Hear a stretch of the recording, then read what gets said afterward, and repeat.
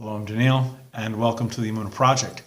We here at the Emunah Project are going to be doing some videos with respect to some basic texts that you are going to be running into, or perhaps have started to run into, as converts, Gerim, and returnees, Baalei Tshuva. One of the ones you're going to have the most contact with is the Hebrew prayer book, the Siddur, the Siddur. This Siddur is going to hopefully bring you through the day. It'll bring you through your life. Incorporate it into your life. Internalize it. Make it a part of who you are. We have, for example, here, we have your standard art scroll complete Siddur. Now, it's called a complete Siddur because some Siddurim, some Hebrew prayer books follow, listen very carefully, follow a weekday Siddur and one for Sabbath and holidays. What this Siddur does, and what other Siddurim like this do, is that it's like one-stop shopping. Everything is in one place. You don't have to look for a Shabbos Siddur. You don't have to look for a weekday Siddur. Everything's in one place. This is the part you have to listen to. Siddurim follow they follow a nusach. A nusach is a liturgical style, the way the prayers are laid out, perhaps the little differences in wording. The ones that you will run into most often is the nusach Sfarad and the nusach Ashkenaz. This has nothing to do with pronunciation styles. This has nothing to do with pronouncing words with an Ashkenazi style or pronouncing words with a Sephardi style. This has to do with the prayers, how they're arranged, slightly different wordings. It also doesn't have to do with culture. It doesn't have to do, well, this is how they daven in Ashkenazi countries in Central Europe and Poland and the Ukraine and Western Russia, but in Middle Eastern countries, some of the most Ashkenazi guys you know, Hasidim from Galicia, whose background is Galicianish, daven nusach Sfarad, because the tradition developed with Hasidim to daven nusach Sfarad. It'll come up. Usually if you're in a synagogue, the synagogue is big enough to have its own Siddurim. It will be determined. Some synagogues daven nusach Sfarad, some daven nusach Ashkenaz. Just be aware of it. Sometimes you will run into a Siddur that is all in Hebrew. Here's the Shema Yisrael, Hashem Elokeinu Hashem Echad, and everything is Hebrew, both sides. It's all in Hebrew. This is great if you're fluent in Hebrew.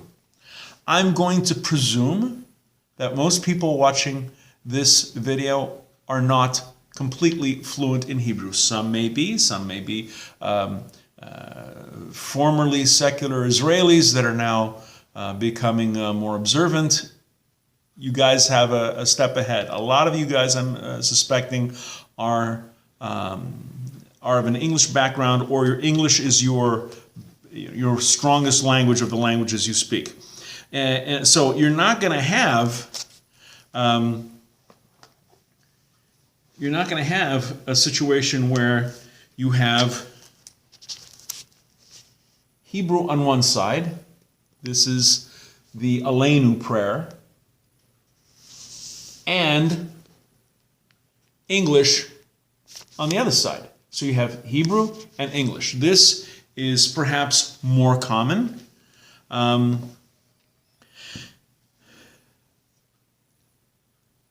But it's not always English, because any country which has a good population of Jews will have its own language. For example, in Canada, the United States, Australia, Britain, you'll have Siddurim with English and Hebrew. But that's not everywhere you go. For example, if you're in a country that speaks Portuguese, for example, Brazil, you will have, this is what, Tehillim. This is the first chapter of Tehillim. This is the first chapter of the book of Psalms. And the translation is in Portuguese. This particular Siddur is very interesting because the Tehillim and other things and the instructions are in Portuguese. But when it comes to the prayers themselves, you will see, here's the Shema, you will see that while the Hebrew is here, what is here isn't a Portuguese translation. It is a phonetic transliteration of the Hebrew. So the person can read the transliteration and follow it, what the Hebrew sounds like. I've never seen a siddur like this before. I found it very, very interesting. But any country with a substantial Jewish population is going to have Jewish publishing companies that are going to cater to that population. Here's another example. Also, again, we have the Shema, but this one, as you can see, is in Russian. Large Russian population emigrated to various English-speaking countries. This is one of mine. I use this a lot. Again, easily recognized page, Shema Yisrael, Hashem Elokeinu, Hashem Echad, and you will see here the translation is in Italian.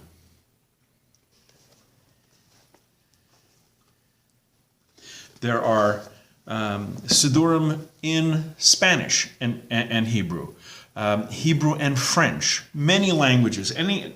Any country that's had a substantial Jewish population, book publishing companies will cater to that clientele. When it comes to Siddurim, it's not just the translation that is interesting. A lot of people buy Siddurim, for example, different denominations. So far, I've been showing you Hebrew Siddurim, but here we have the Siddur Sim Shalom. This is a conservative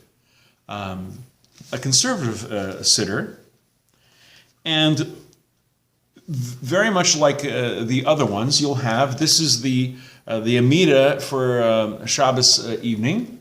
You'll have that in Hebrew and the other page in English. If you can find one, it is very handy, especially when you're starting out, especially when you're learning, and you're just trying to get a good grasp on the Hebrew. If you can get a hold of an interlinear siddur, this is an interlinear siddur. So what we have here, as usual, is the Shema. But as you can see, rather than having the Hebrew on one page and the English on the other page, what you have is the Hebrew with the English directly under it. And as you're reading the Hebrew on top, your eye is also catching on the bottom the English. So you're seeing the English as you're reading the Hebrew. So it's lahavdil, like reading music with a treble clef and a bass clef. Sometimes it's not just the translations, the transliterations, interlinear, one page, the other page. Some people will buy a siddur because of the notes and the commentaries. This is something I ran into a while ago, which is it's a marvelous siddur, and you will see on the back it is for Shabbos services. But this is a siddur that has commentaries from Chassidus, from the Hasidic masters of various schools, and the prayers have notes and commentaries by Hasidic masters, Hasidic leaders. It gives you deep insights into mysticism. If you're into that kind of stuff, it's great. Similarly, what we have here is a Breslav Sitter. For those of us who are Breslav admirers, followers of Rabbi Nachman of Breslav, this Siddur has commentaries and notes and insights and perceptions from Rabbi Nachman, and it enriches your prayers because you have a deeper understanding. The Siddur that's used in the synagogue. If you're in a large Orthodox synagogue, sometimes, if you're lucky, the synagogue will announce the page numbers. There is a synagogue in Hamilton, Ontario, the Addis Israel in Addis, Ontario. It's a large Orthodox synagogue, but it has a lot of converts and a lot of returnees, a lot of Baalei Tshuva. Also, a lot of people who aren't Orthodox will pray, they will daven at an Orthodox shul. They'll go to the Addis. So what the Addis has done for decades, as far as I know, someone has announced, kindly rise for the Amida on page so-and-so. Okay, we're coming up to the Shema, that'll be found on page so-and-so. Today's Torah reading, Parsha Hayasara, will be found in your Chumash on page.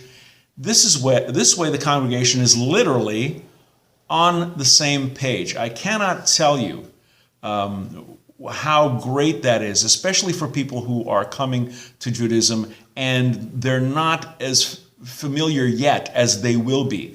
To have those page numbers announced, I wish more congregations would do so. It's a real help. A siddur that I sometimes use, I use a lot actually because I'm very familiar with it. This is something I'm comfortable with. This is the Art Scroll RCA Siddur, Rabbinical Council of America. The reason why I like this siddur, it has lots of wonderful footnotes and lots of explanations, as Art Scroll products usually do. But just over the years, I've become so used to it, and that I know where everything is. And even if I'm looking for something unusual, it's pretty easy to find. And of course, especially if you're dealing with a siddur that has English and Hebrew, there's a table of contents. If you want to look for Pirkei Avos, look in the table of contents, you'll find it. If you're looking for Hallel, and on certain holy days we say Hallel, look at if no one's yelling out the page, look at the table of contents, you'll find Hallel. You'll find the Musaf for Shabbos. You'll find Friday evening prayers. Get to know it. As I started off with, incorporate the Siddur into your life. Make it a part of who you are and what you do, because the Siddur, unlike some Christians whose life revolves around the Hebrew and Christian scriptures, around the Christian Bible, you will find in Judaism that it's the Siddur, it's the daily prayer book.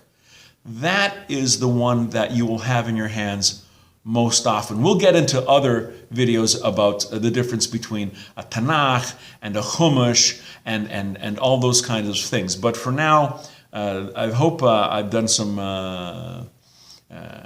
shedding of a little light here on a book that's going to be for Baalei Tshuva, for the returnees, for converts, for Gerim, something that, please God, will be very, very fundamental to you. We're going to be doing more videos. Until then, I hope you find these videos helpful. Until next time, on behalf of the Emunah Project, I'm Daniel, and thank you so much.